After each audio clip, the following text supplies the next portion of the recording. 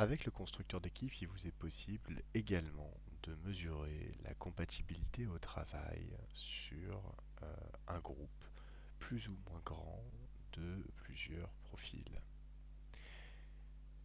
Alors ici, j'ai ajouté plusieurs personnes au workflow, 4-5 personnes. Je peux déjà avoir une vision de la compatibilité globale de l'équipe dans l'onglet compatibilité.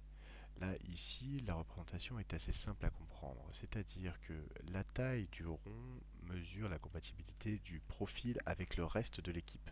Ici, j'ai 61% de compatibilité moyenne avec le reste des gens.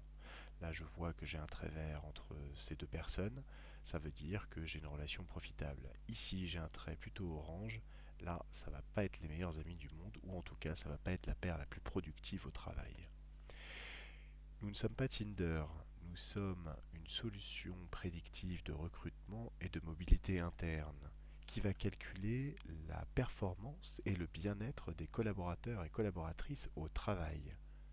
Ce n'est pas parce que les gens vont être très bons amis que nous allons mettre systématiquement une bonne relation professionnelle. Non, ça va tenir très l'importance de la relation est importante, mais il faut aussi qu'il y ait une performance. Et la performance s'établit sur une étude objective des performances de chacun en groupe, ou en paire, ou en trio, etc., etc.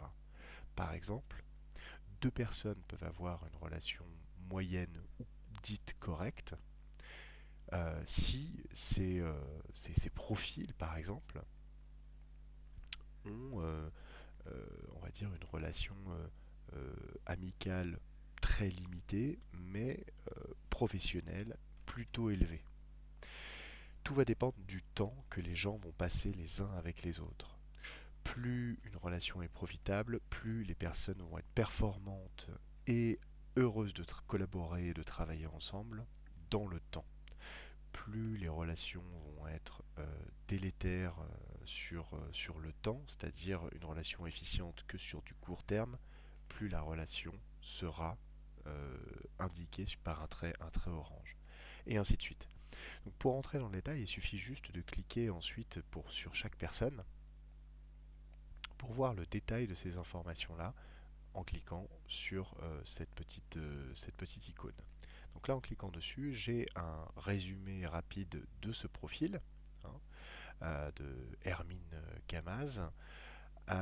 Et en cliquant simplement sur Affinité, je vais retrouver le même graphique et je vais pouvoir avoir les relations entre Hermine et Jack, Hermine et Céline, Hermine et Baptiste, Hermine et Alexandra et Ando. J'ai un petit graphique sur le côté, pardon, une petite synthèse de la relation qui me dit la relation en good point, donc pouce vers le haut, pouce vers le bas. Voilà, j'ai des matchs parfaits, j'ai des matchs relation identité, j'ai une dualité partielle, une requête émetteur et une relation superviseur-récepteur.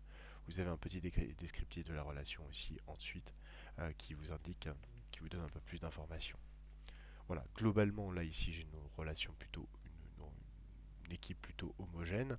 Si je regarde, par exemple, avec trois autres profils, voilà, ces trois profils-là, je vois que Baptiste, par rapport à ces deux profils, il n'est pas en très bonne posture pour travailler avec ces deux profils-là. Si je regarde le détail en cliquant dessus, je vois qu'il a une faible compatibilité avec Jack, voilà, et avec Armin. Emine, pardon. Donc là, en partant de Emine, je regarde son affinité. Là, avec Jack, c'est un match parfait, et avec Baptiste, pas terrible.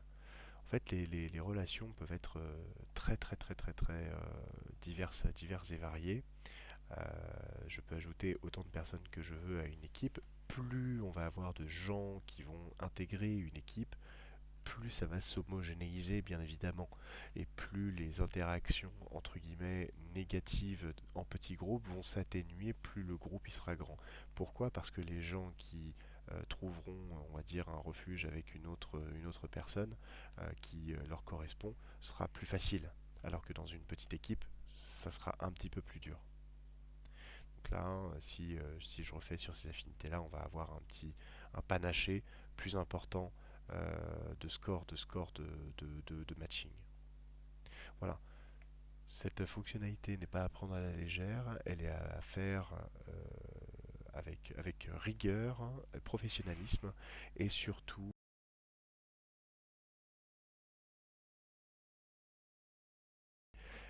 qui peut se rendre disponible pour former sur cette fonctionnalité.